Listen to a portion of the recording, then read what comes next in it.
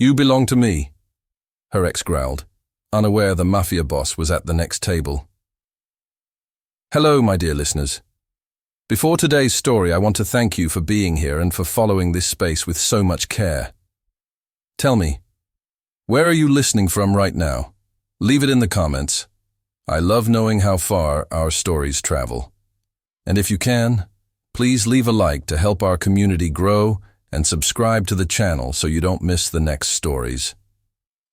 Now then, let's begin today's story.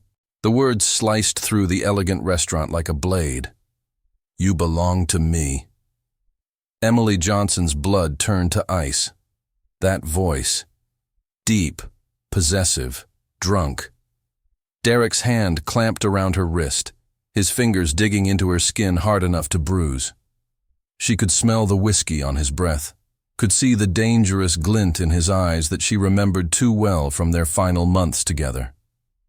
Let go, she whispered, her voice shaking despite her best effort to sound calm. Her heart hammered against her ribs so hard she thought it might crack them. The white tablecloth beneath her trembling fingers suddenly felt like the only solid thing in a world tilting sideways. Not until you listen. Derek leaned closer, and Emily's stomach lurched. You think you can just walk away? Start over? Pretend I never existed? She tried to pull her arm back, but his grip tightened. Pain shot up to her elbow. The other diners were starting to notice now. She could feel their stares like pinpricks on her skin, could hear the whispers starting to spread like wildfire through the upscale restaurant. This was supposed to be her fresh start. Her one night to feel normal again after 6 months of rebuilding her life from the ruins Derek had left behind.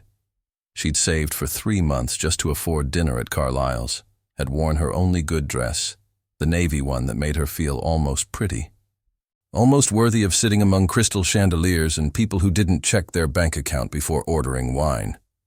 Derek, please. Her voice cracked, and she hated herself for it. You're making a scene. I don't care. His eyes were wild now, unfocused. You're mine, Emily. You've always been mine. That restraining order means nothing. Nothing. The room spun. She couldn't breathe.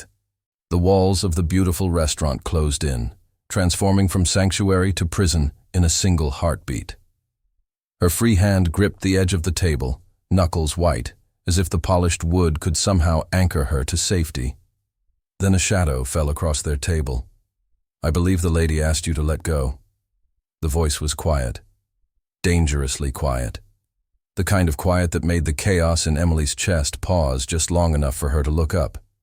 The man standing beside their table was tall, wearing a charcoal suit that probably cost more than her monthly rent. Dark hair swept back from a face that could have been carved from marble, all sharp angles and controlled power. But it was his eyes that made her breath catch, deep brown, almost black, and cold as a winter midnight.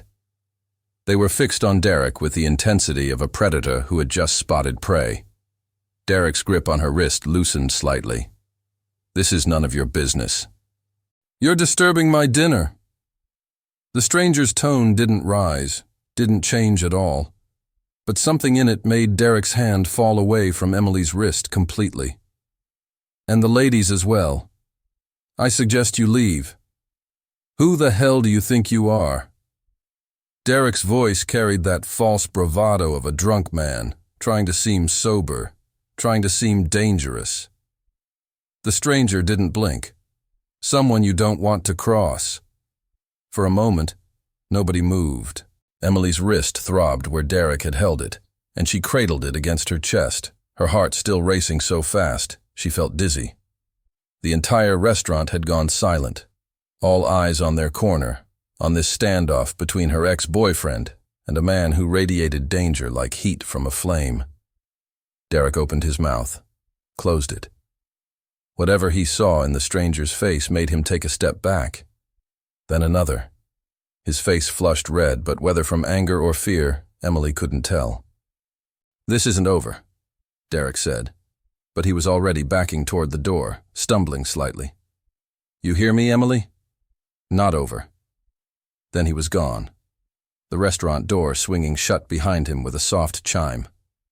Emily couldn't stop shaking. Her entire body trembled like a leaf in a storm, and she pressed both hands flat against the table to keep them steady. The stranger was still standing there, watching her with those unreadable eyes, and she didn't know if she should thank him or run from him too. "Are you hurt?" he asked. She shook her head, not trusting her voice. Her wrist ached, but it was nothing compared to the humiliation burning through her veins. Everyone was still staring. She could feel their judgment, their pity, their curiosity. The poor girl who couldn't escape her past. "Come with me." It wasn't a request. The stranger extended his hand, palm up, waiting.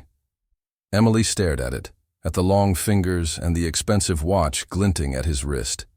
Every instinct screamed at her to refuse, to grab her purse and run out that door and never look back. But Derek might be waiting outside. Derek, who had violated his restraining order, who had tracked her down despite her changing her phone number and moving to a new apartment. Derek, who would not let this go. She took the stranger's hand. His skin was warm, his grip firm but careful, as if he understood exactly how fragile she felt in that moment. He helped her to her feet, and her legs barely held her weight. The room swayed slightly, and his other hand came to rest on the small of her back, steadying her. "My table is more private," he said quietly, leaning close enough that only she could hear. "And I promise you, I'm not like him." Emily let him guide her across the restaurant, through the sea of staring faces, to a corner booth that was indeed more secluded. The leather seat was soft beneath her, and she sank into it gratefully, her whole body still trembling with aftershocks. The stranger slid into the seat across from her. Up close he was even more striking. The sharp line of his jaw, the slight hook in his nose that suggested it had been broken once, the way his dark eyes seemed to see right through her carefully constructed walls. "Salvatore," he said, extending his hand again properly this time. "Salvatore Moretti." "Emily." Her voice came out barely above a whisper. She shook his hand quickly, then pulled hers back, wrapping both arms around herself. "Emily Johnson. Thank you for that. You don't need to thank me." He signaled the waiter with just a slight motion of his hand. "Wine?" She nodded, not trusting herself to speak again. Her mind was spinning, trying to process what had just happened, trying to understand why this stranger had intervened, why he was being kind to her now. The waiter appeared instantly, pouring deep red wine into crystal glasses with the kind of reverence people usually reserved for religious ceremonies. When he left, Salvatore raised his glass slightly. "To better evenings than this one," he said. Emily lifted her glass with shaking hands and took a sip. The wine was smooth, expensive, nothing like the cheap bottles she occasionally splurged on at the grocery store. It warmed her throat, her chest, made the trembling ease just slightly. "Does he do that often?" Salvatore asked. His voice was casual, but something in his eyes wasn't. "Your ex-boyfriend. How did you know he was my ex?" "The way you looked at him." Salvatore took a slow sip of his wine, his gaze never leaving her face. "Like you were seeing a ghost." Emily looked down at her wrist. Red marks were already forming, the shape of Derek's fingers visible on her skin. She pulled her sleeve down quickly, but Salvatore had already seen. His jaw tightened almost imperceptibly, a muscle jumping beneath the skin. "He has a restraining order," she said quietly. "He's not supposed to come within 500 feet of me. I don't know how he found me here." "Does he have a history of violence?" The question was direct, almost clinical. Emily met Salvatore's eyes and saw something cold and calculating there. Something that should have frightened her, but instead made her feel oddly safe. Not physical. Not until tonight. She took another sip of wine, needing the courage. Just controlling. Obsessive. When I tried to leave, he emptied my bank account, got me fired from my job, turned my friends against me. It took me 6 months to get back on my feet. Salvatore was quiet for a moment, his fingers tapping against his wineglass in a slow, deliberate rhythm. "And you think he'll do worse now?" It wasn't a question. He understood. Somehow this stranger understood what she had been too afraid to admit even to herself. That tonight was an escalation. That Derek had crossed a line he could never uncross, and there was no going back. "I'm not brave enough to find out," Emily whispered. "Smart."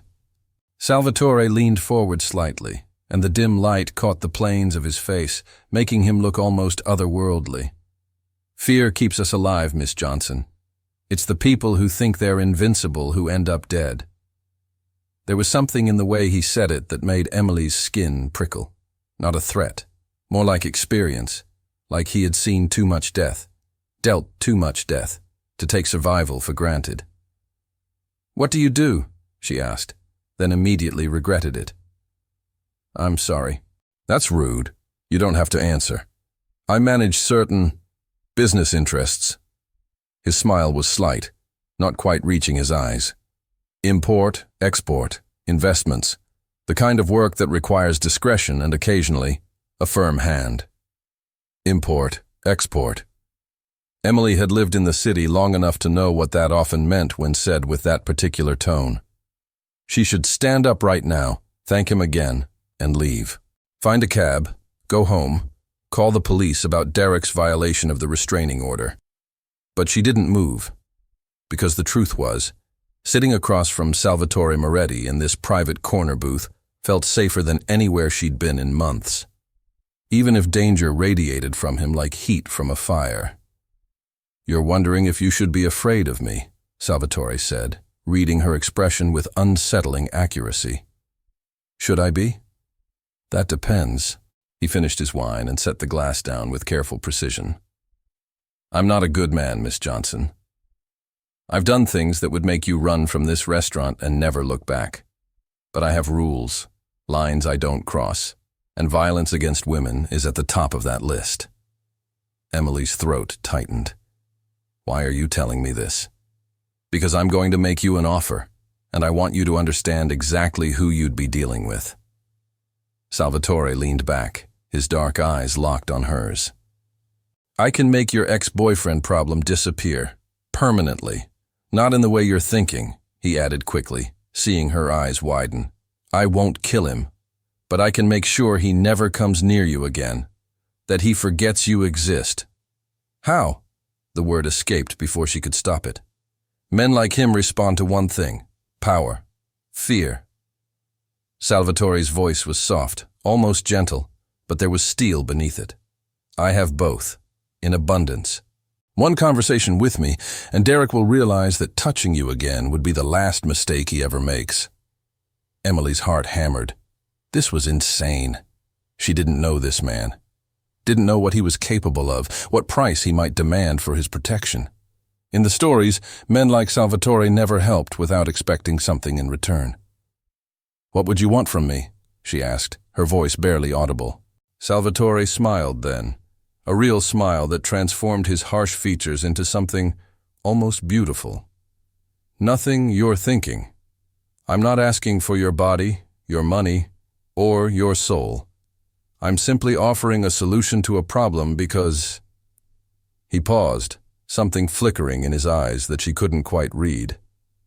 "Because I saw you sitting alone at that table earlier, trying so hard to enjoy a simple dinner, and it reminded me of someone." "Who?" "That's a story for another time." He stood then, buttoning his suit jacket with practiced ease. "Think about my offer, Miss Johnson. If you decide you want my help, have the host give you my card. I'll take care of the rest." He pulled out a business card, set it on the table between them. Simple black cardstock with silver lettering. Just a name and a phone number. No company, no title. The kind of card that said everything by saying nothing at all. "Thank you," Emily said, picking up the card with trembling fingers. "For everything tonight." Salvatore inclined his head slightly, a gesture that felt oddly formal, almost old world. Then he turned and walked away, moving through the restaurant with the kind of confidence that parted crowds without him having to ask. Emily sat alone in the booth, staring at the business card, feeling the weight of the decision pressing down on her chest. Outside, the night was dark, and Derek could be anywhere, waiting, planning, escalating. She slipped the card into her purse. She would think about it, she told herself. Just think. Nothing more. But as she stood to leave, as she walked through the restaurant toward the exit with her heart in her throat, she knew the truth. She had already decided. Because for the first time in 6 months, someone had offered her a way out, and she was desperate enough, scared enough to take it. Even if it meant walking into the arms of a man who might be more dangerous than the one she was running from. The restaurant door closed behind her with a soft chime, and Emily stepped into the night with Salvatore's card burning a hole in her purse and Derek's words still echoing in her mind. This isn't over. But maybe with Salvatore's help, it could be. Maybe it finally could be. Emily didn't sleep. She lay in her tiny studio apartment, staring at the water stain on the ceiling, listening to every creak and groan of the old building. Every sound made her heart jump. Every shadow passing by her window made her breath catch. Derek knew where she worked, knew her routines, knew how to find her when he wanted to, and now he wanted to. At 3 a.m, she gave up on sleep entirely. She made tea with shaking hands, wrapping her fingers around the warm mug, like it could somehow transfer safety through the ceramic. The business card sat on her kitchen counter, where she'd placed it hours ago. The silver lettering catching the streetlight from her window. Salvatore Moretti. She'd looked him up on her phone, of course. Who wouldn't? But there was almost nothing. No social media, no business website, just a few mentions in society pages from charity galas and high-end restaurant openings. Always in the background of photos, never the subject. A ghost with a paper trail that led nowhere and everywhere at once. Import, export, he'd said. Investments. Emily wasn't naive. She knew what that likely meant in a city like this. But the way he'd looked at Derek, the cold promise in his eyes, the absolute certainty that he could make her problem disappear. That was real. That was power, and she was so tired of being powerless. Her wrist throbbed. She'd iced it when she got home, but bruises were already blooming purple and yellow across her skin.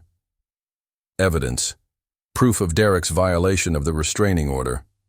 She should call the police, file another report, add it to the growing stack of papers that had done nothing to keep her safe.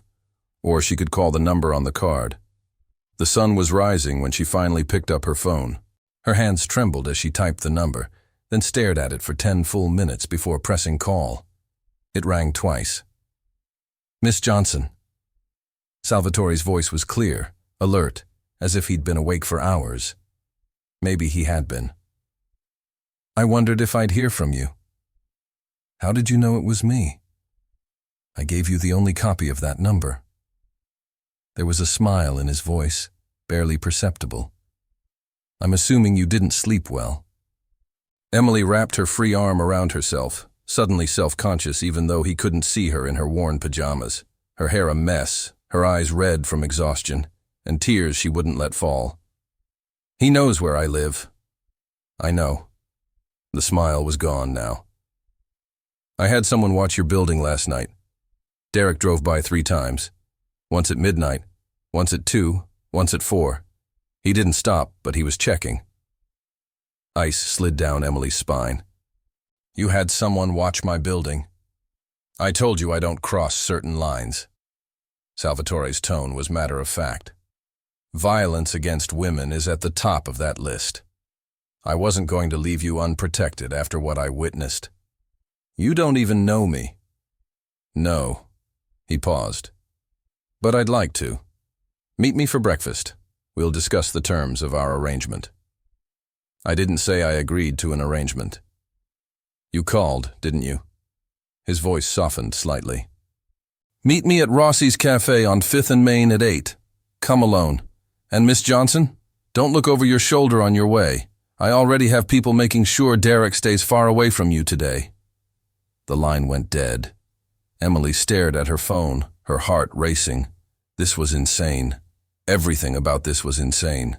She should hang up, block the number, call the actual police and deal with Derek through proper legal channels. But proper legal channels had failed her once already.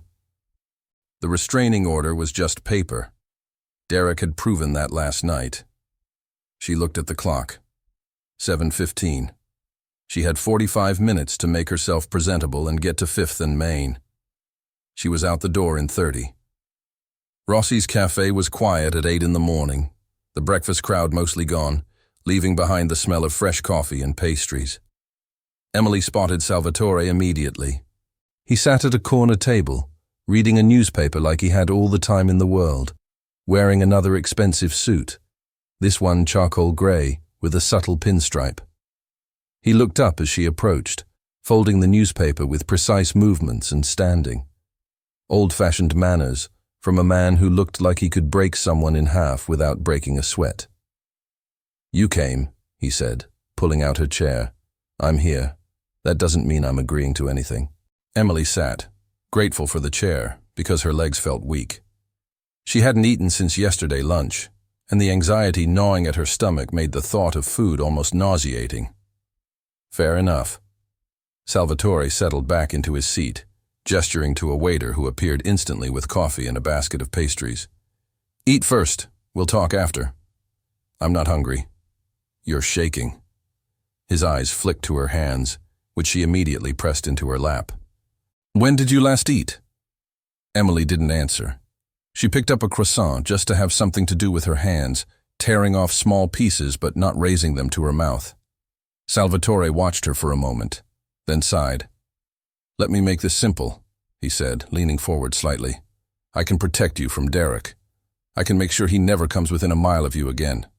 I can make him forget your name, your face, your existence. But I need something from you in return." Here it was. The catch. Emily's stomach tightened. "What?" "Attend 3 events with me as my companion. That's all." She blinked. "What?" 3 business dinners over the next 2 months. You'll dress appropriately, stay by my side, make small talk with my associates and their wives. Nothing more. Salvatore's expression was unreadable. "Think of it as playing a role. The woman on my arm to make me seem less intimidating." Emily stared at him. "That's it? 3 dinners?" "That's it. Why?" She set down the croissant, suspicion creeping through her confusion. "Why would you offer to protect me, to deal with Derek, just so I'll go to dinners with you?" Salvatore was quiet for a long moment, his fingers tapping that same deliberate rhythm against his coffee cup. "Because I'm in the process of acquiring several legitimate businesses, and my reputation precedes me. Having someone like you, someone genuine and kind, by my side changes the narrative. Makes me appear more human. So I'm a prop, if you want to see it that way." He didn't flinch from her tone.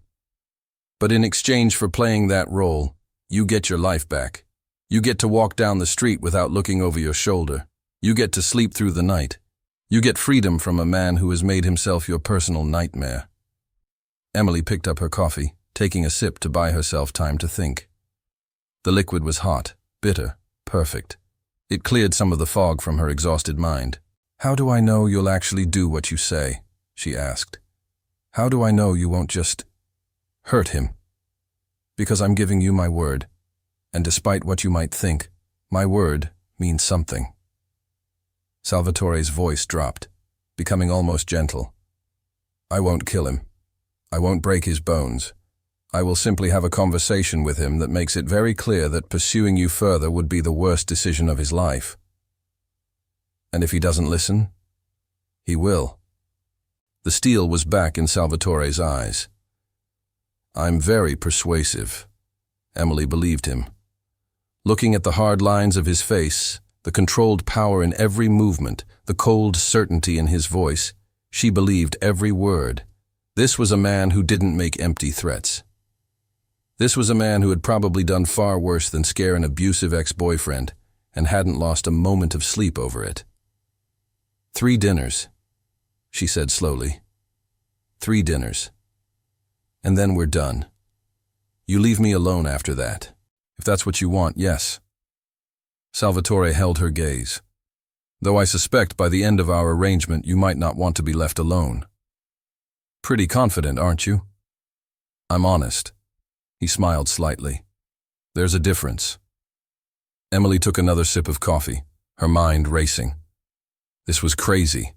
Absolutely insane. She should walk out right now, block his number, deal with Derek on her own somehow. But the thought of Derek showing up at her apartment again, of those hands on her wrist, of that possessive fury in his eyes, made her decision. Okay, she whispered. Salvatore's expression didn't change. Okay? 3 dinners. You handle Derek, then we're even. Emily met his eyes, forcing steel into her own voice. But if you hurt him badly, if you cross a line, I'm going to the police.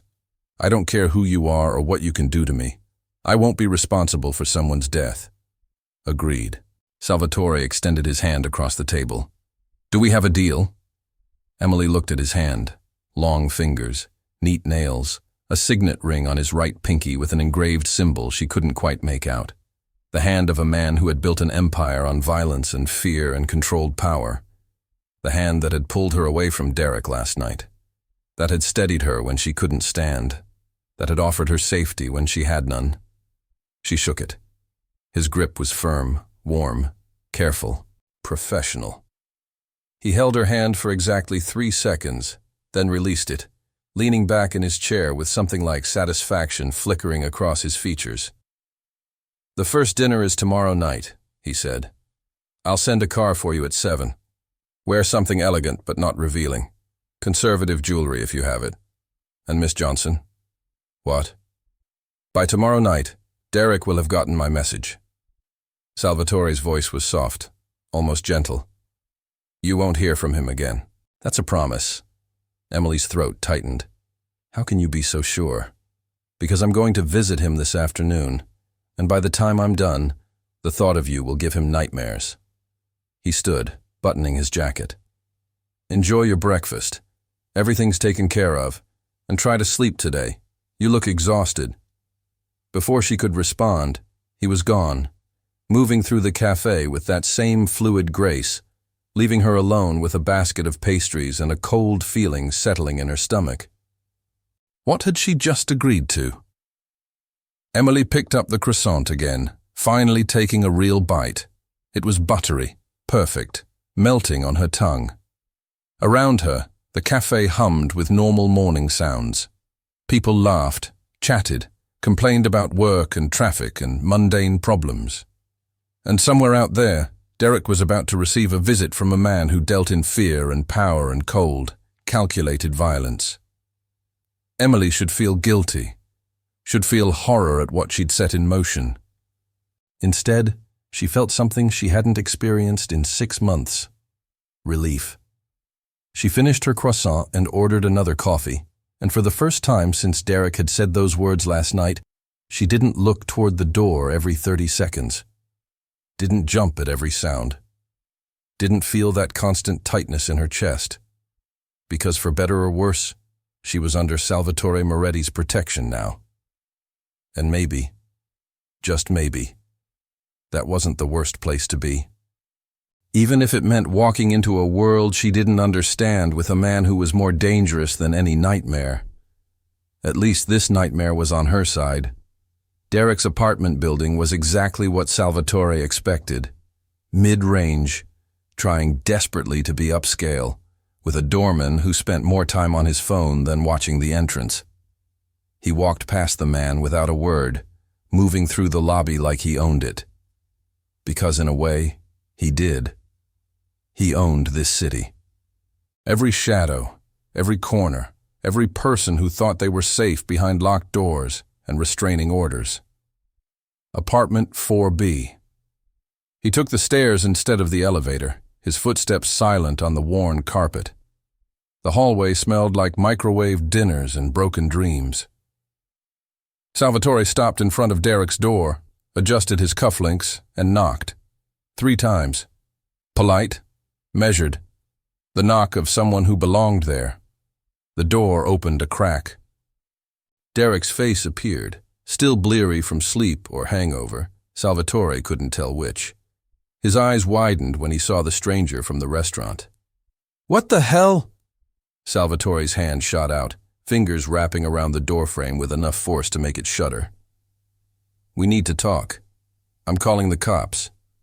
Derek tried to close the door, but Salvatore's other hand pressed against it, holding it open without visible effort.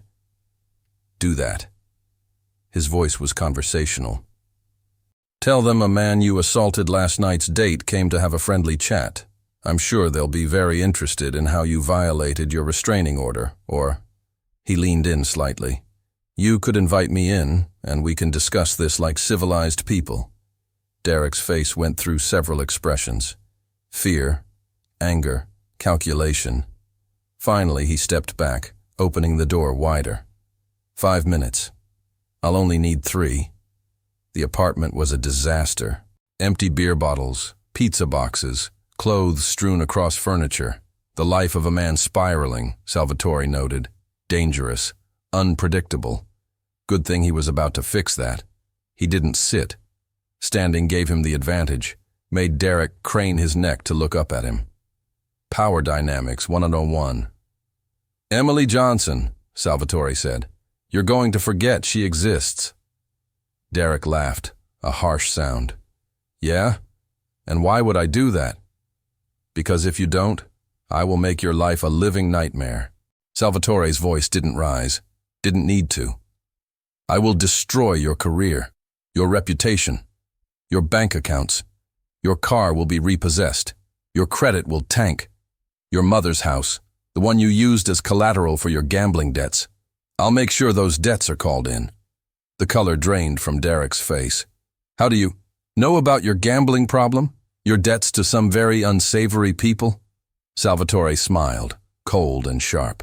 "I know everything about you, Derek Williams. I know you owe $30,000 to a loan shark named Marco Vitelli.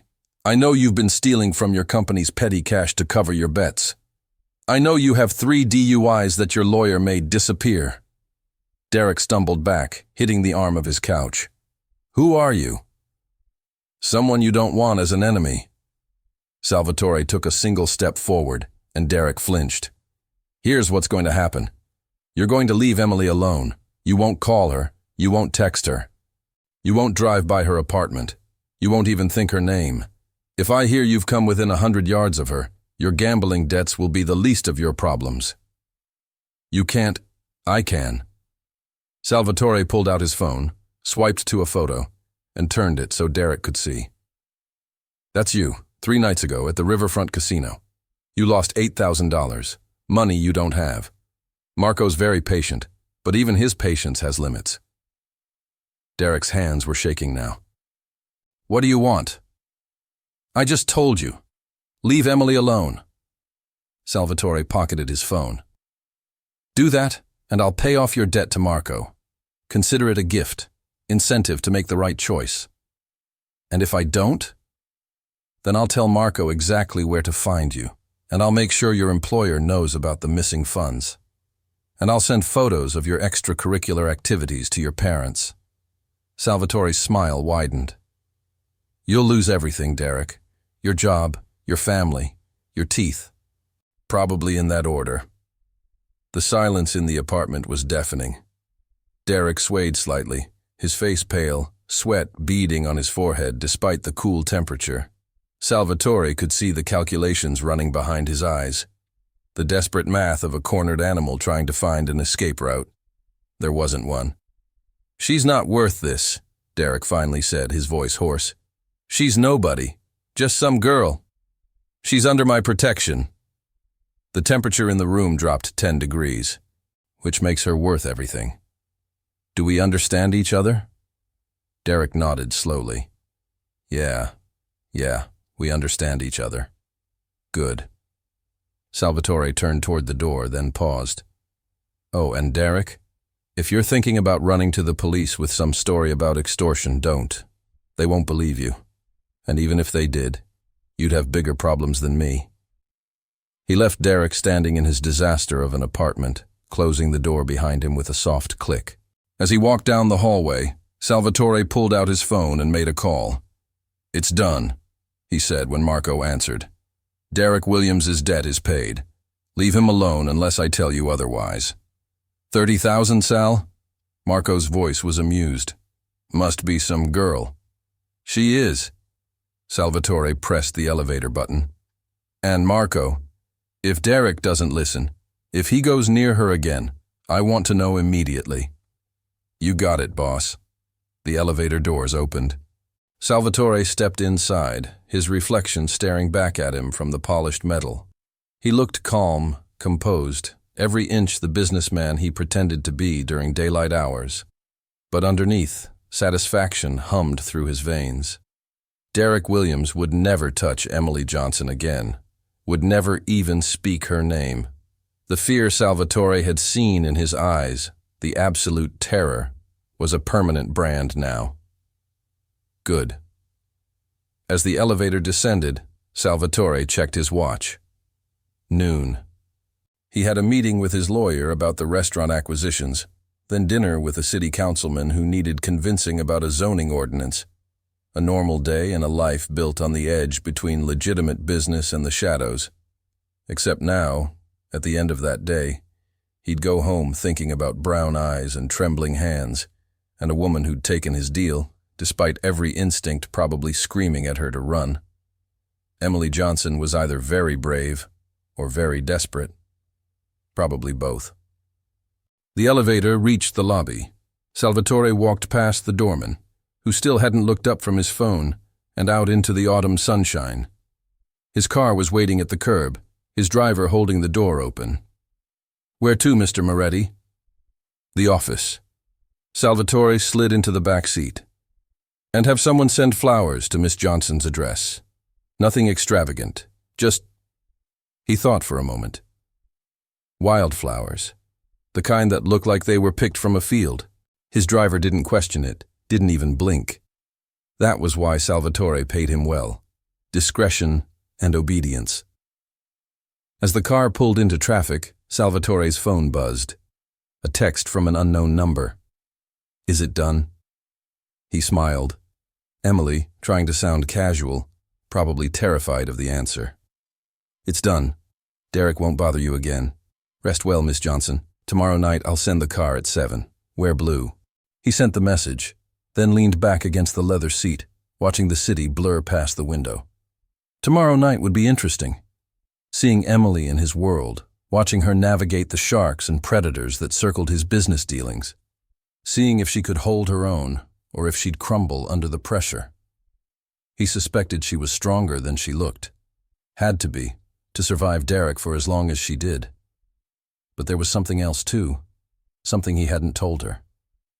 Wouldn't tell her because it made him seem weak, and weakness in his world was death. When he'd seen Derek grab her wrist last night, when he'd seen that flash of terror in her eyes, something cold and furious had risen in Salvatore's chest. Something that had nothing to do with business or strategy or calculated moves. It had been pure rage, and Salvatore Moretti didn't do rage, didn't do emotional reactions. He was ice and steel and control, always control. Except when it came to Emily Johnson, apparently. Which was a problem. Because in 3 dinners he was supposed to let her walk away. Let her return to her normal life, free of both Derek and him. That was the deal. But as the car wove through traffic toward his office, as he thought about tomorrow night, and the dress she'd wear, and the way her hand had trembled when she shook his, Salvatore realized something troubling. He didn't want to let her go. Not now. Not ever. And that was the most dangerous thing of all. The black car arrived at precisely 7 o'clock. Emily stared at it from her apartment window, her heart hammering in her chest. Sleek, expensive, with tinted windows that reflected the streetlights like dark mirrors. A driver in a black suit stood beside the passenger door, waiting with the patience of someone who had all the time in the world. This was real. This was actually happening. She smoothed down her dress for the 100th time. Blue, as Salvatore had instructed. The only nice dress she owned in that color, a navy wrap dress she'd bought for a job interview 2 years ago. It was modest, hitting just below her knees, with 3/4 sleeves and a V-neck that was respectable but not prudish. She'd paired it with her only heels, nude pumps that made her ankles wobble slightly when she walked. Her reflection in the mirror showed a woman trying desperately to look like she belonged in Salvatore's world. Hair pulled back in a low bun, minimal makeup, the small pearl earrings her mother had given her before she died. Conservative, elegant, forgettable. Except she didn't feel forgettable. She felt like a fraud. Emily grabbed her clutch, took one last deep breath, and headed downstairs. The driver opened the door as she approached, his expression neutral but not unkind. "Miss Johnson, Mr. Moretti is waiting." She slid into the back seat, and her breath caught. Salvatore sat on the opposite side, wearing a black tuxedo that made him look like he'd stepped out of a movie. His hair was swept back, his jaw freshly shaved, and those dark eyes tracked her every movement as she settled into her seat. "You look beautiful," he said simply. "I look nervous," Emily corrected, gripping her clutch so hard her knuckles went white. "That too." A slight smile touched his lips. "But mostly beautiful. The blue is perfect." The car began to move, gliding through traffic with the smooth efficiency of expensive machinery. Emily watched the city blur past her window, trying to calm her racing heart. She'd barely slept last night, kept awake by a combination of relief that Derek hadn't shown up and terror about what she'd agreed to. "Where are we going?" she asked. "The Carlisle Club, private dinner with some business associates." Salvatore's tone was casual, but his eyes were assessing. Nothing too intimidating. Just conversation, small talk, the occasional pointed question about our relationship. What should I say? The truth, with minor adjustments. He shifted slightly, and suddenly he was closer, close enough that she could smell his cologne, something expensive and woodsy that made her head spin. "We met recently. We're seeing each other casually. We enjoy spending time together. Keep it vague but warm." "Warm," Emily repeated. "Right, I can do warm. Can you?" There was amusement in his voice now. "Because you currently look like you're being driven to your execution." "Maybe because I've never done anything like this before." She turned to face him fully, irritation momentarily overriding her fear. "I'm not. I don't fit into your world, Mr. Moretti. I work as a bookkeeper at a hardware store. I eat cereal for dinner 3 nights a week. My idea of fancy is buying name-brand coffee." "Salvatore," he corrected. "And I know exactly who you are, Emily. That's why you're perfect for tonight." "Perfect for what? Being the poor girl you rescued from her crazy ex?" His expression hardened slightly. "Perfect for reminding people like the ones we're about to meet that not everyone is bought and paid for, that kindness and genuineness still exist." He leaned forward, close enough that she could see the small scar near his left eyebrow. "You think I chose you because you fit my world? I chose you because you don't. Because when you smile, people believe it. When you speak, there's no calculation behind it. In a room full of sharks, you're going to be the only real thing." Emily stared at him, her pulse racing for entirely different reasons now. The intensity in his eyes, the way he looked at her like she was something precious and rare, made her mouth go dry. "I don't know if that's a compliment or an insult," she whispered. "It's the truth." Salvatore leaned back, the moment breaking. "And tonight, all you have to do is be yourself. Let me handle the rest." The car pulled up to a building that looked like it belonged in a European city, all marble columns and brass fixtures gleaming under warm lights. The Carlisle Club. Emily had heard of it, of course, the kind of place where senators and CEOs and old money families gathered behind closed doors, the kind of place she had absolutely no business being. Salvatore exited first, then extended his hand to help her out. His palm was warm, steady, and Emily clung to it like a lifeline as her heels touched the pavement. Camera flashes went off somewhere to their left, making her flinch. "Ignore them," Salvatore murmured, his hand moving to the small of her back. "They're nobody." But to Emily, they were evidence. Proof that this was real, that she was actually here, about to walk into a world where people like her didn't belong. Salvatore guided her up the marble steps and through brass doors held open by attendants in white gloves. The lobby was stunning, all crystal chandeliers and oil paintings, and the kind of hushed elegance that came with centuries of money and power. "Mr. Moretti." A man in a dark suit appeared, his smile professional. "Your party is waiting in the Astor room. May I take your coat?" "We're fine," Salvatore said smoothly, keeping his hand on Emily's back as they followed the man through corridors lined with portraits of stern-faced men. Emily tried not to stare, tried to look like she walked through places like this every day. She failed miserably. "Breathe," Salvatore said quietly, close to her ear. "You're doing fine. I feel like everyone's staring at me." "They are. Because you're stunning and you're with me." His voice carried a hint of amusement. "Let them stare." They stopped in front of double doors made of rich mahogany. The attendant knocked once, then pushed them open, announcing, "Mr. Salvatore Moretti and guest." The room beyond was intimate. Maybe 20 people scattered around a long table set with more silverware than Emily had ever seen at once. Conversations paused as they entered.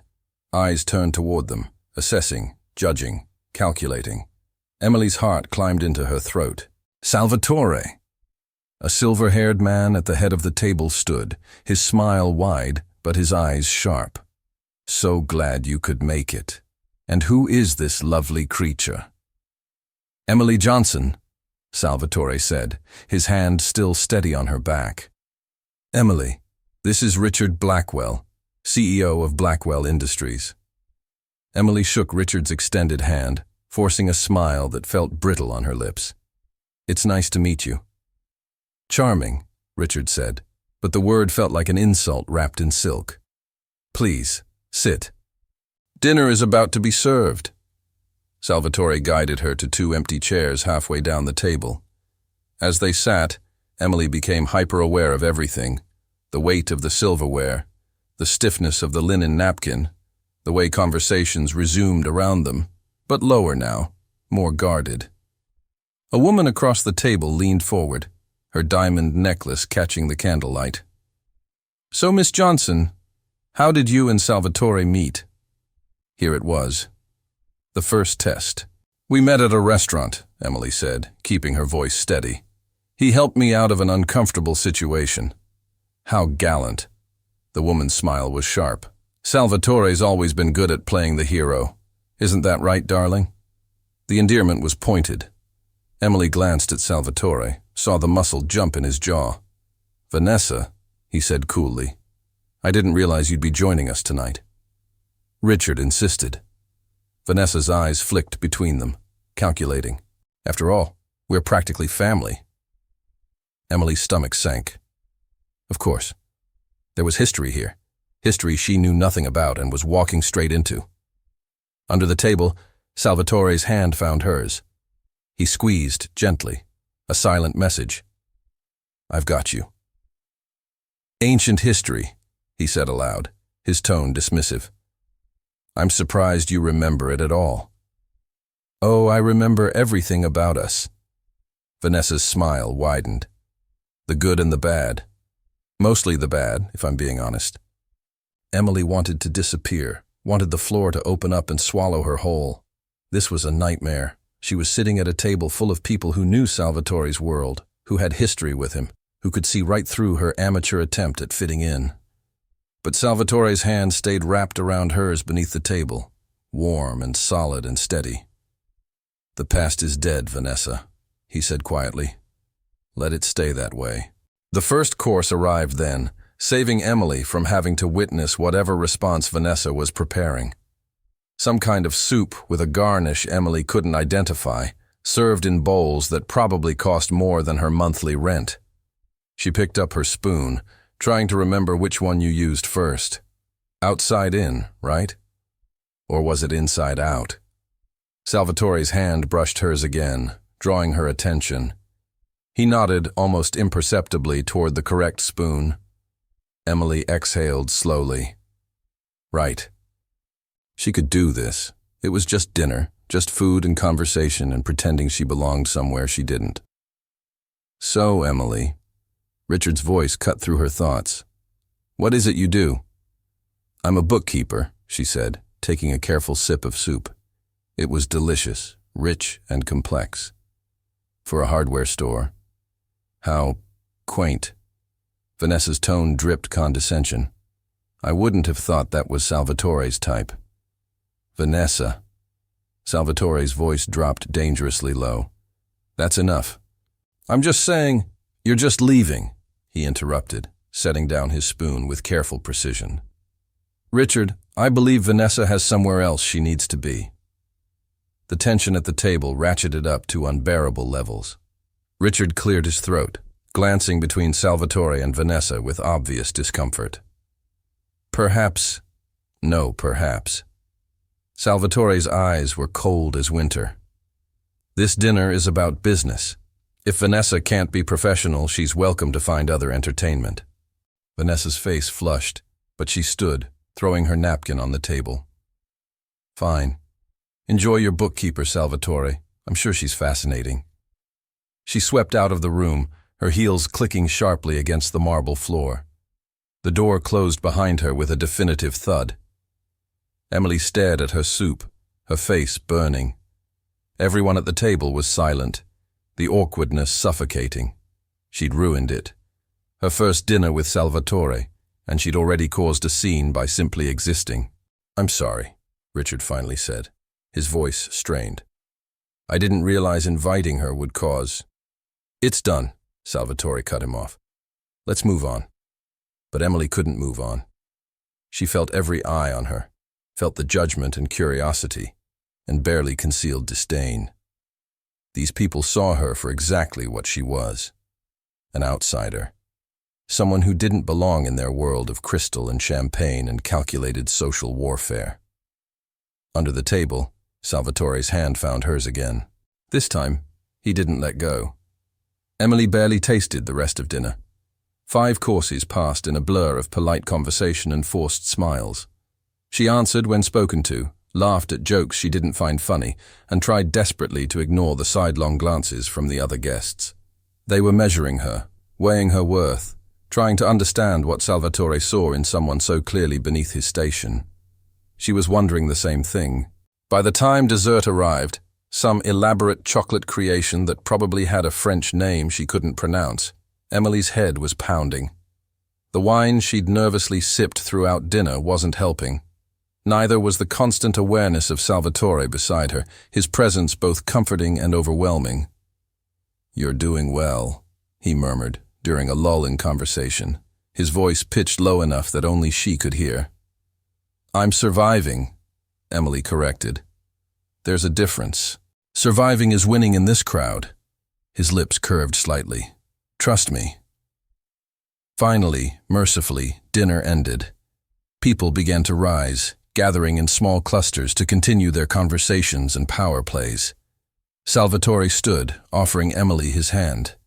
She took it gratefully, her legs unsteady from the combination of wine and stress.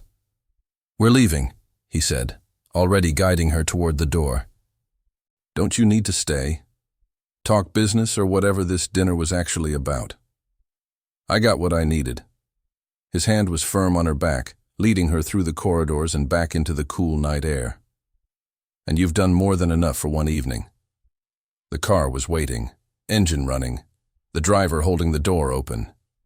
Emily slid inside with a sigh of relief, kicking off her heels the moment she was seated. Her feet ached, her head throbbed, and exhaustion crashed over her in waves. Salvatore settled beside her, loosening his bow tie with one hand. I apologize for Vanessa. Old girlfriend? The words came out before Emily could stop them. The wine, probably, or the stress, or the overwhelming need to understand what she'd just walked into. Old mistake. Salvatore's jaw tightened. We were engaged briefly 5 years ago. It ended badly. She still has feelings for you. She has feelings for my bank account and my connections. Not the same thing. He turned to look at her, his dark eyes unreadable in the dim light of the car. You handled tonight well, despite her best efforts to make you uncomfortable. I wanted to disappear, Emily admitted. I wanted to crawl under that table and hide. But you didn't. There was something like approval in his voice. You stayed. You kept your composure. That takes strength. Emily leaned her head back against the seat, closing her eyes. I don't feel strong. I feel like a fraud who got caught pretending to be someone she's not. You weren't pretending. That's the point. Salvatore shifted, and she felt his hand brush against hers on the leather seat. Everyone else in that room was wearing a mask. You were the only real thing there. Real and pathetic. Emily. His voice was soft but firm. Look at me. She opened her eyes, turning her head to find him closer than she expected. Close enough to see the slight stubble along his jaw, the way his pupils had dilated in the darkness. You are not pathetic, he said. You're brave. Braver than most people I know. You took a deal with a stranger to escape an abusive ex. You walked into a room full of predators and held your own. You didn't break, even when Vanessa tried to tear you down. She succeeded, actually. No. Salvatore's hand moved to her face, his thumb brushing against her cheekbone in a gesture so gentle it made her breath catch. She failed.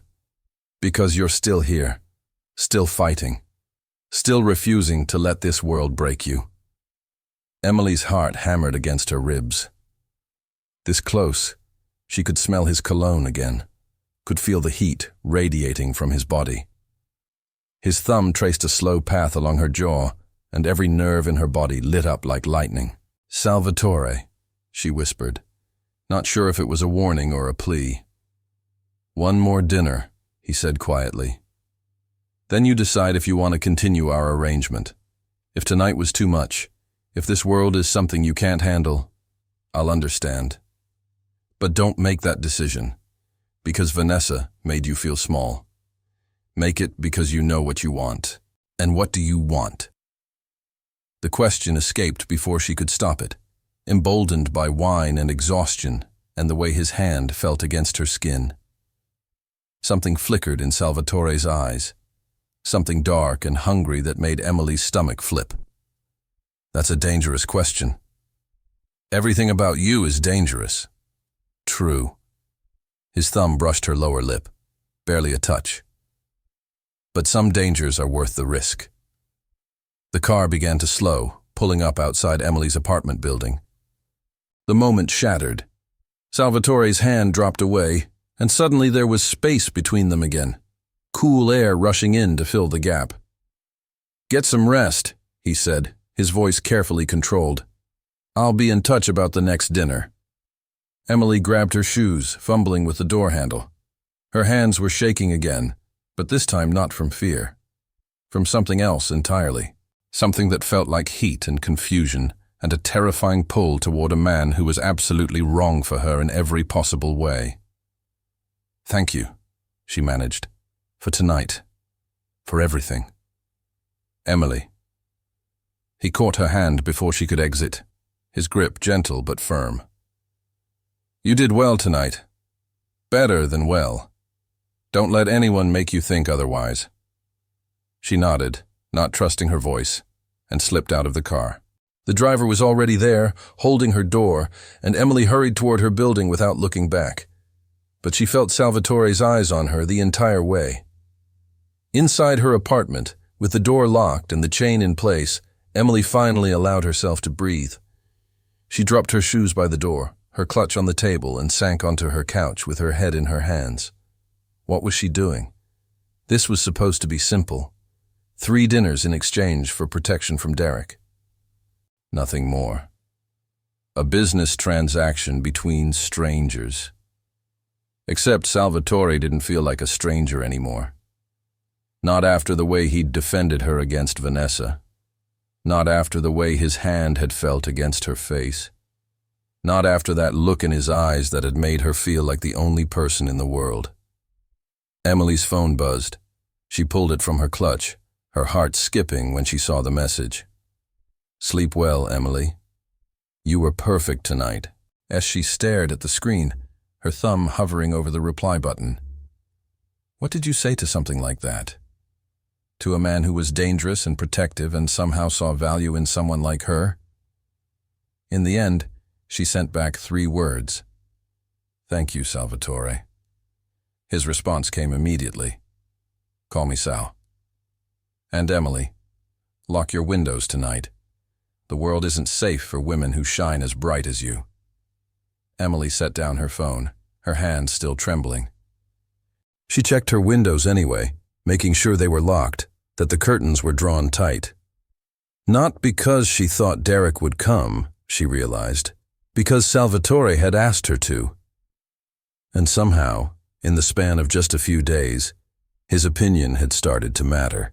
She changed into pajamas, washed off her makeup, and climbed into bed. But sleep didn't come easy. Every time she closed her eyes, she saw Salvatore's face, the way he'd looked at her in the car, the gentle press of his thumb against her lip, the hunger in his eyes that he'd tried to hide but couldn't quite manage. 2 more dinners, she thought, 2 more chances to walk away from whatever this was becoming. But as exhaustion finally pulled her under, as her mind drifted into dreams, Emily wasn't sure she wanted to walk away at all, and that scared her more than Derek ever had. 3 weeks passed before Salvatore's next text arrived. Saturday night, the Harbor Club. Dress is formal. Car at 8. Emily stared at the message, her stomach doing complicated things. She'd spent the past 3 weeks trying to convince herself that whatever she'd felt in the car that night was just adrenaline, just relief at surviving Vanessa's verbal assault, just the wine talking. She'd failed at convincing herself of anything. The truth was, she thought about Salvatore constantly, about his hands, his voice, the way he'd looked at her like she was precious instead of pathetic.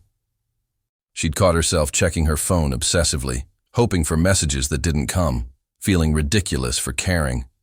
And now, finally, he was reaching out again. "I don't have anything formal," she texted back.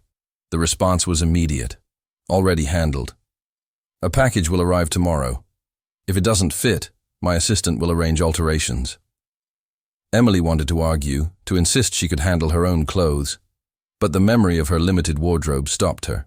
She owned exactly 2 dresses nice enough for Salvatore's world, and she'd already worn one to the first dinner. "Okay," she typed. Then, because it felt important, "Thank you." "My pleasure. How have you been?" The question surprised her. It felt personal, real, not something a man asked a business associate. "Good. Quiet. No Derek sightings. Good. He's moved to Cleveland. I made sure of it." Emily blinked at her phone. Salvatore had made Derek move to another state. The casual way he mentioned it, like discussing the weather, made her head spin. That seems extreme. He violated your restraining order and put his hands on you. Trust me, making him relocate was the merciful option. Emily didn't know what to say to that. Part of her should be horrified. The other part, the part that still woke up sometimes from nightmares of Derek's hands on her wrist, felt nothing but relief. I should probably not ask what the other options were. Probably not. A pause then. "Sleep well, Emily. I'll see you Saturday." The dress arrived Friday afternoon in a garment bag from a boutique Emily had only ever walked past, never dared to enter. She hung it on her bedroom door, staring at the bag for a full minute before working up the courage to unzip it. The dress was emerald green silk, floor length, with a draped neckline that would leave her shoulders bare. Elegant. Sophisticated. Expensive in a way that made her nervous to even touch it. There was a note pinned to the hanger in strong, slanted handwriting. Green brings out your eyes. Wear your hair down. Emily's hands trembled as she lifted the dress free. It was stunning. Perfect. The kind of dress she'd never imagined wearing in her entire life. And Salvatore had chosen it for her, had remembered the color of her eyes, had thought about how she would look. Saturday night arrived too quickly and not quickly enough. Emily spent an hour on her hair, trying to make the soft waves look intentional rather than the result of air drying. Another 30 minutes on makeup, going for understated elegance and hoping she didn't look like she was trying too hard. When she finally slipped into the dress, she barely recognized herself in the mirror. The woman staring back looked confident. Beautiful, like someone who belonged in Salvatore's world. It was terrifying. The car arrived at 8 sharp, but this time, when Emily slid into the back seat, Salvatore wasn't there. Just the driver, offering a polite nod. "Mr. Moretti will meet you at the venue, Miss Johnson. He apologizes for not picking you up personally. Business matter he couldn't avoid." Of course. Emily tried to hide her disappointment, which was ridiculous. This was a business arrangement. Salvatore didn't owe her anything beyond protection from Derek and 3 dinners. Personal car rides weren't part of the deal. But she'd wanted to see his face when he saw her in the dress. Had wanted to know if he thought she looked beautiful or if she was still just the bookkeeper playing dress-up in a world where she didn't belong. The Harbor Club was everything the Carlisle Club had been, but on the water. Floor-to-ceiling windows overlooked the bay, city lights reflecting off dark water like scattered diamonds. The crowd was smaller tonight, maybe 40 people mingling with champagne glasses and practiced smiles. Emily stood at the entrance, suddenly paralyzed. Without Salvatore beside her, she had no idea what to do, where to go, how to act. She was a fraud, and everyone would know it the moment she opened her mouth. "Miss Johnson." She turned. A woman in her 50s stood there, elegant in black, her silver hair swept into a chignon. "I'm Margaret Chen, one of Mr. Moretti's business partners. He asked me to look after you until he arrives. May I get you a drink?" "Thank you. That's very kind." Emily followed Margaret toward the bar, grateful for the lifeline. "Salvatore speaks highly of you," Margaret said, accepting 2 glasses of champagne from the bartender and handing one to Emily. "That's rare for him. We barely know each other. And yet he moved heaven and earth to relocate your ex-boyfriend to another state." Margaret's smile was knowing. "That's not the action of someone who barely knows you." Emily's cheeks heated. "He was just keeping up his end of our arrangement." "Is that what you call it?" Margaret took a sip of champagne, her eyes sharp but not unkind. "Word of advice, dear. Salvatore Moretti doesn't do arrangements. He does business deals or personal relationships. There's no middle ground with him. The sooner you figure out which category you're in, the better." Before Emily could respond, the room shifted. Conversation dimmed.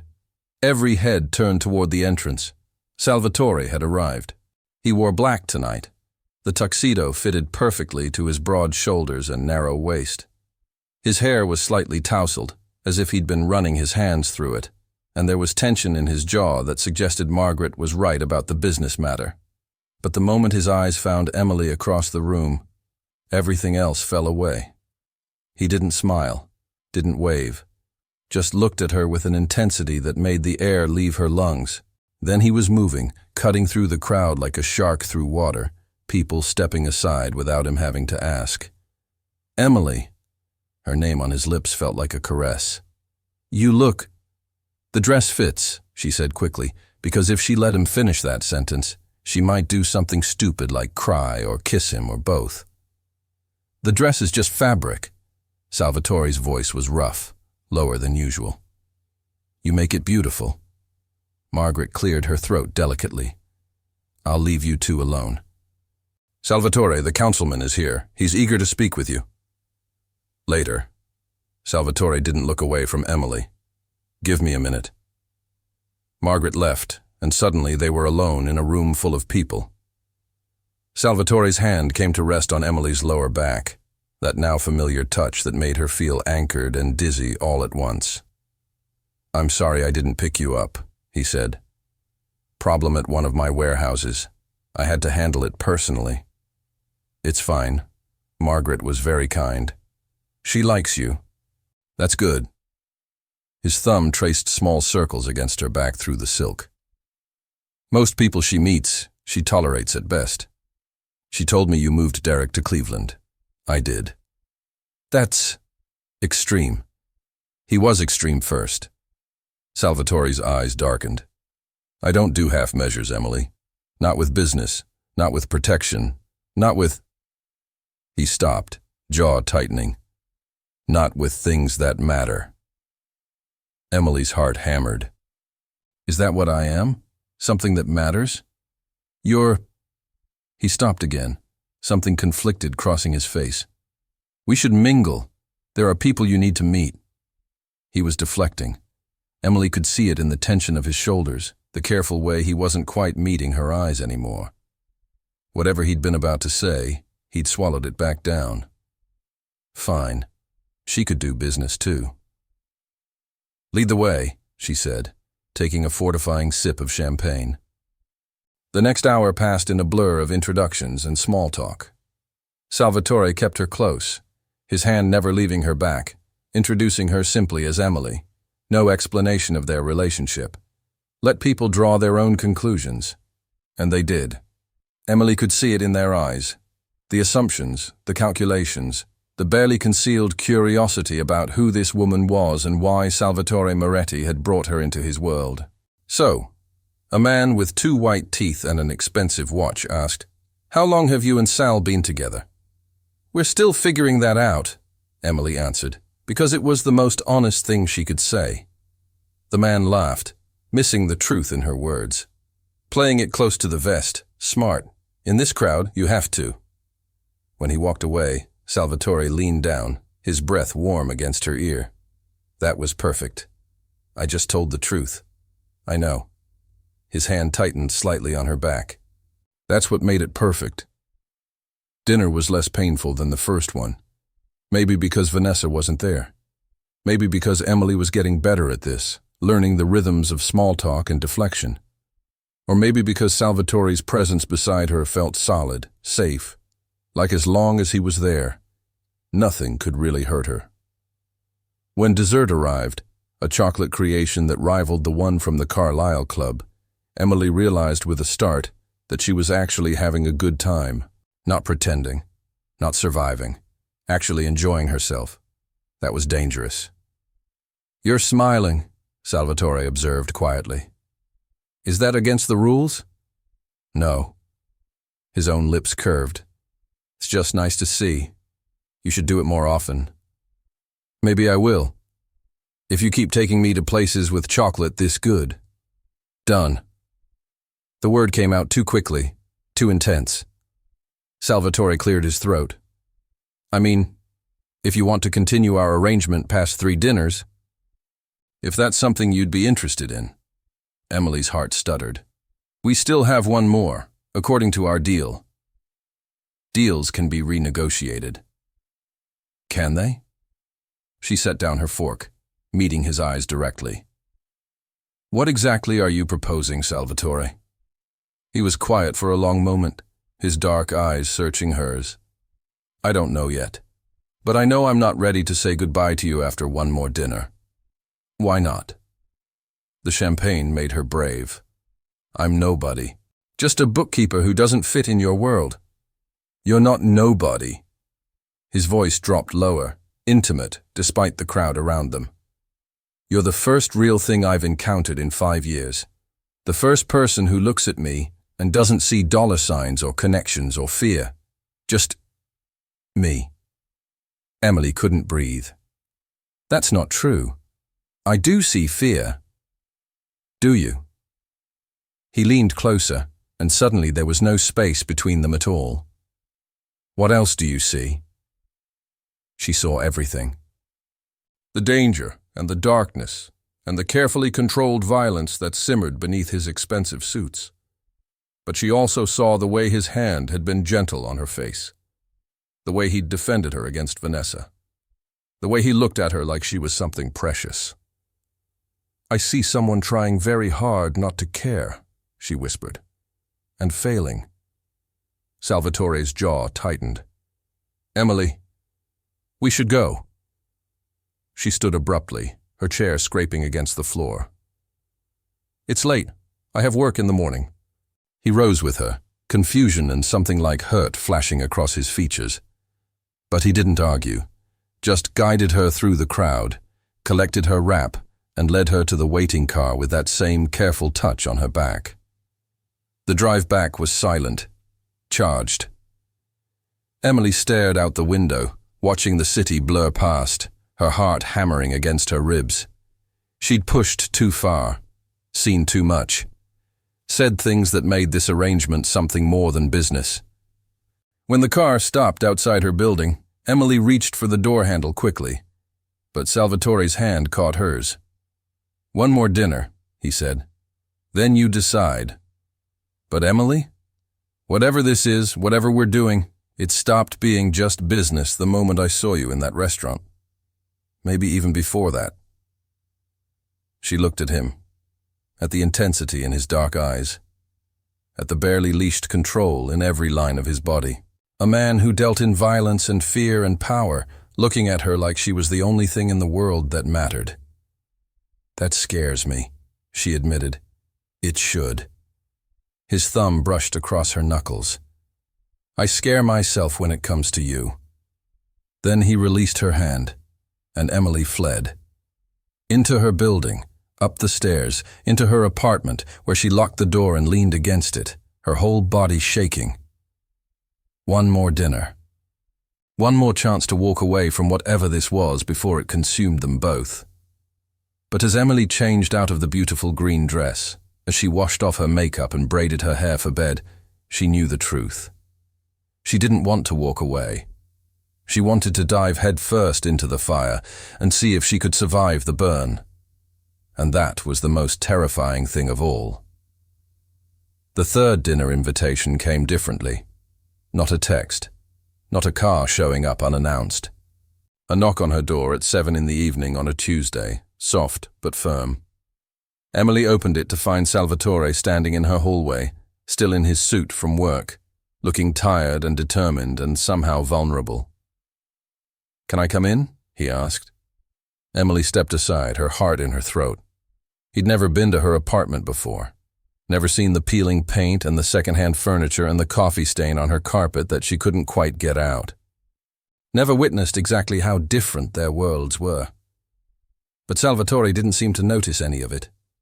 He walked to her small living room window, staring out at the street below with his hands in his pockets. "There isn't going to be a third dinner," he said finally. Emily's stomach dropped. "Oh, I understand. The arrangement is over then." "No." He turned to face her, and the look in his eyes made her breath catch. "I'm canceling the third dinner because I can't do this anymore. Can't pretend this is just business. Can't sit across from you in fancy restaurants and act like my only interest is using you to make myself look more human. Salvatore, let me finish." He crossed the small space between them in 2 strides, close enough that she had to tilt her head back to meet his eyes. "I'm not a good man, Emily. We both know that. I've done things that would make you run screaming. I've hurt people, destroyed lives, built an empire on fear and violence and dirty money that I've spent 10 years trying to legitimize. Why are you telling me this? Because I need you to understand what you'd be getting into if you say yes to what I'm about to ask." His hand came up, cupping her face with that same gentle touch that always surprised her. "I want to keep seeing you, not for dinners or appearances or business arrangements. I want to date you, Emily. Real dates. Movies and coffee and all the normal things that normal people do. I want to know your favorite color and what makes you laugh and whether you're a morning person or a night owl." Emily's heart hammered so hard, she thought it might break through her ribs. "You want to date the bookkeeper. I want to date you." His thumb brushed her cheekbone. Because you make me feel human again. Because when you smile, I remember there's more to life than power and control. Because for the first time in 5 years, I want something just for me. Not for business, not for appearances, just because it makes me happy. I'm not brave enough for your world, she whispered. You saw what happened with Vanessa. I don't know how to navigate those waters. Then I'll teach you. His other hand came up, cradling her face between his palms. Or we'll stay out of those waters entirely. I'll take you to the diner on 5th Street instead of the Harbor Club. We'll go to movies in normal theaters instead of private screenings. Whatever you want, however you want it, I'll make it work. Why? She needed to understand. Why me? Because you saw me at my worst and didn't run. Because you challenged me without trying to change me. Because when I'm with you, I don't have to be Salvatore Moretti, the man everyone fears. I can just be... He paused, something vulnerable crossing his face. Sal. Just Sal. Emily's eyes burned. I don't know how to do this. I've never dated anyone like you. Good. A slight smile touched his lips. I've never dated anyone like you either. We'll figure it out together. What if it doesn't work? What if your world is too much for me or I'm not enough for you? Then we'll deal with it when it happens.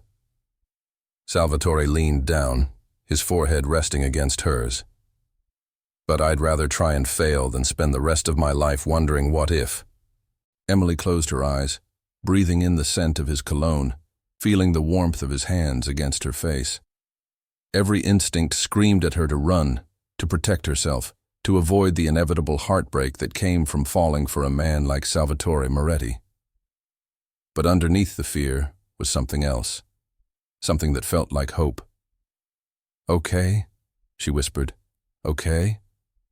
He pulled back slightly, his dark eyes searching hers. Let's try. Real dates, normal things, just... She swallowed hard. Just promise me something. Anything. Promise you'll be honest with me. About your business, about your past, about what you're really doing when you disappear for days at a time. I don't need all the details, but I need to know the truth. No more pretending. Salvatore was quiet for a long moment. Then he nodded slowly. I promise. Complete honesty, even when it's ugly. But Emily, that goes both ways. If this world becomes too much, if you need out, you tell me. Don't just disappear. Don't ghost me because you're scared. We talk about it. I promise. He smiled then, a real smile that transformed his entire face. Then he kissed her. It was gentle at first, tentative, like he was afraid she might break. But Emily's hands fisted in his shirt, pulling him closer, and something in Salvatore snapped. The kiss deepened, became hungry, desperate, months of tension finally breaking free. Emily's back hit the wall, Salvatore's body pressed against hers, his hands tangling in her hair as he kissed her like a drowning man finding air. She couldn't breathe, couldn't think, could only feel the heat of his mouth and the solid strength of his body and the overwhelming rightness of this moment. When they finally broke apart, both breathing hard, Salvatore rested his forehead against hers again. I've wanted to do that since the first night, he admitted, when you took my hand in that restaurant and trusted me, even though you shouldn't have. I've wanted you to do that since the car ride after the first dinner, Emily confessed. When you touched my face and looked at me like I mattered. You do matter. He kissed her again, softer this time. More than you know. They stood there for a long moment, wrapped in each other, Emily's small apartment suddenly feeling like the safest place in the world. Eventually, Salvatore pulled back, his hands sliding down to grip hers. Have dinner with me, he said. Not a business dinner, a real date. Tomorrow night. I know a place that makes the best pasta you've ever tasted, and nobody there will care who I am or what I do. Tomorrow night, Emily agreed, her heart feeling lighter than it had in years. It's a date. Salvatore kissed her once more, quick and sweet, then headed for the door. But he paused at the threshold, looking back at her with an expression she couldn't quite read. Emily, thank you. For what? For saying yes. For taking a chance on me. He smiled slightly. For making me believe I deserve something good. You do deserve it, she said softly. We both do. He left then, and Emily closed the door behind him, leaning against it with a stupid smile on her face. This was crazy. Absolutely insane. She was dating a man who'd built an empire on violence and fear, who could destroy lives with a phone call, who operated in shadows she couldn't even begin to understand. But she'd also seen the gentle way he touched her, the protective fury when Derek had grabbed her, the vulnerability in his eyes when he'd asked her to take a chance on him. Salvatore Moretti was dangerous. But maybe, just maybe, he was worth the risk. Emily went to bed that night, thinking about tomorrow's date, about normal dinners and real conversations, and the possibility of something beautiful growing from the ashes of everything that had come before. And for the first time in longer than she could remember, she fell asleep without fear, because she wasn't alone anymore. She had Sal. And somehow, impossibly, that was enough.